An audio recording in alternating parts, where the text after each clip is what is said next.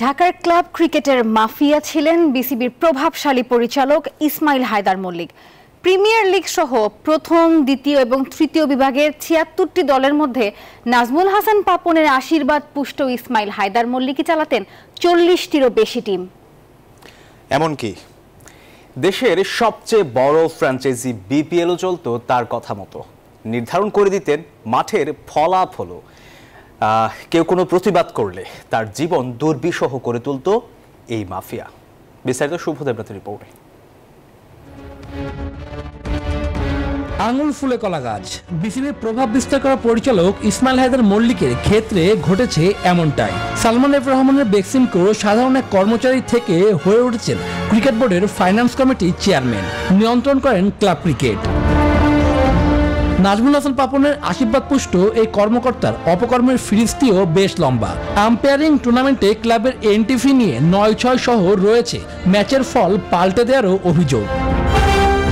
ঢাকার তৃতীয় বিভাগের দল ট্যালেন্ট অ্যান্ড ক্রিকেট একাডেমির সাধারণ সম্পাদক মহিবুল ইসলাম টোটন তুলে ধরেন ক্লাব ক্রিকেট নিয়ে মল্লিকের স্বেচ্ছাচারিতা। ডাক্তার মল্লিক যাকে বলে, তার আধিপত্যটা অনেক বেশি ছিল। যেই দুইটা টিম তারা এন্ট্রি করে ওঠাতো কোয়ালিফাইংয়ে, থার্ড ডিভিশনে, এই দুইটা টিমকে কি করতো, থার্ড ডিভিশন থেকে সেকেন্ড ডিভিশনে তুলতো। তার মতে অনেকেই অভিযোগ করেন মল্লিককে নিয়ে।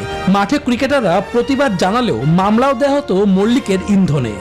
ইস্কাটন, তারপরে নবীন সংঘ, ওয়ারি ক্লাব, এরকম অনেক ক্লাব, ঢাকা রয়্যাল, আল রশিদ ক্লাব, অনেক ক্লাবকে তারা নামাই দিচ্ছে। পাপন ভাইয়ের যারা হ্যান্ডস ছিলেন তাদের মধ্যে মল্লিক ভাই ছিলেন একজন। উনি আসলে এটার কলকাঠি নাড়তেন। প্রতিবাদ করেছি এবং এটার আক্রোশ স্বরূপ আমাদের এগেনস্টে মনে করেন যে ২ জায়গায় ২ দফায় মামলা করে। কোচ থেকে ক্রিকেটার সকলে এখন সরব বিসিবির দুর্নীতি নিয়ে। বর্তমান কমিটির নানা কর্মকাণ্ডের ফিরিস্তিও উঠে এসেছে এক এক করে। সারা দেশের যে কোচের নিয়োগ হয়েছিল, তখন আমি তো নিজে ক্রিকেট বোর্ডে ছিলাম, সেখানে কি কাজ হয়েছে আমি দেখেছি। কিন্তু বাংলাদেশের ক্রিকেটের সমস্ত ক্লাবের মালিক, অলমোস্ট 70-80% ক্লাবের মালিক।